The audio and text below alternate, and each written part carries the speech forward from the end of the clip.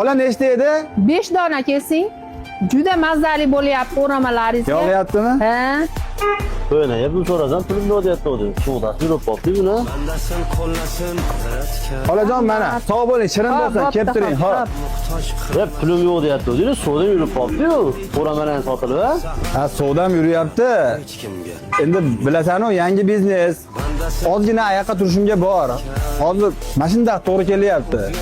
Bu bana qiziqtirmaydi. Sen uylanganida to'yinani 10 kun oldin yig'ib berganmiz. Bugun pulni qilib berasan.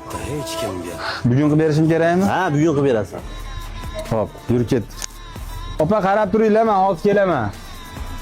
Mana nima balki olib keldi, vaqtim olma. Tezroq pulni olishim kerak ku bolaga. Do'stim, uylanayotgan sinfdoshimiz gilomni o'zim solaman debdi. Kelin tomonidan gilom olmayapti ekan. Kecha kuni uyga borib, bitta xonasini o'lchab keldim. Yonimda mana shu gilom magazindan bitta gilom olib solib beraman. Ha, bu gilom 1 million 200 ming tursa kerak. Menga 600 ming ber bo'ladi. Bu gilomning razmeri 3 ga 4. Narxi 600 ming. Hozirda skidka bo'lyapti ekan. Ha, o'shaning uchun kelib, mana shu gilomdan solib bersam manfaatli bo'ladi deb o'ylayapti o'zim. Sen bo'lsa shashilib hammaning oldida kelib baqir-chaqir qilib ketyapsan, meni xijolatga qo'yib. Undan tashqari 3 milliondan oshiq savdo qilsang, bitta 2-3 kilomni qo'shib berishyapti ekan bonusga. Ha, do'stimizga ashini to'yana qilib bersam, maza qilib ishlatadimi, duo qilib. Agar arzon bo'lsa, ani Sardorga ikkinchisiga uylanaman deb turdi. O'shanga ayarlashib ber.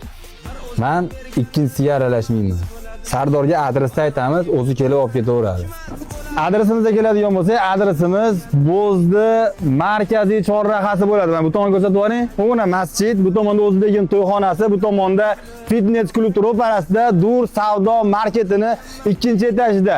Bemalol kelaverasizlar, skidka davom etyapti 15-yanvargacha foydalanib qolinglar. Rahmat.